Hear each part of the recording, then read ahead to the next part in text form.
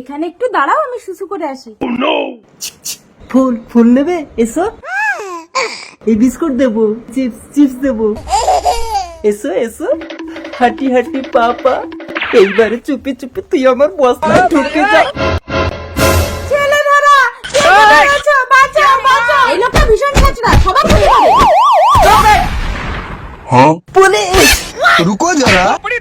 এইসব ছেলে ধরে নিয়ে গিয়ে কি করিস? কেটে কিডনি বার করে বিদেশে বিক্রি করি স্যার। এইসব কেন করিস? বাবা মা বউ বাচ্চার মুখে দুবেলা দুমুঠো খাবার তুলে দেওয়ার জন্য। এবার তো তোর ফাঁসি হবে। তোর বাবা মা বউ বাচ্চা তোর অপরাধ ভাগ করে নিয়ে তোকে বাঁচাতে পারবে? কেন নেবে না? ওদের জন্যই তো আমি এইসব করছি। চল, চল বাড়ি গিয়ে শুনবি। নিয়ে যান নিয়ে যান। বাড়ির সবাইকে ডাক। শোন, হ্যাঁ স্বামী বলো। তোমাদের জন্যই তো আজ আমি নৃশংস ভাবে শিশু হত্যা করে অপরাধী। আমার অপরাধের ভাগ তোমরা নেবে তো? তুমি আমার ভরণ পোষণের দায়িত্ব নিয়ে আমাকে বিয়ে করে এনেছো, তুমি কি করে চালাবে সে দায়িত্ব তোমার। শুনলি? তোর বাপকে ডাক।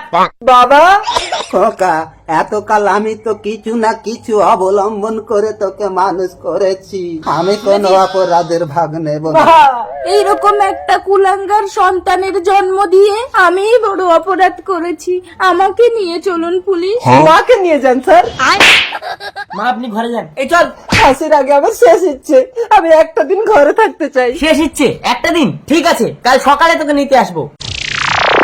তোদের জন্য আমি কারো ভালো করতে পারিনি, শাস্তি আমি কেন একা পাবো? আমি এই বিষ খেয়ে আত্মহত্যা করবো, তারপর এই খাতায় লিখে একটা কল করেছি, তোরা সকলেই শাস্তি পাবি।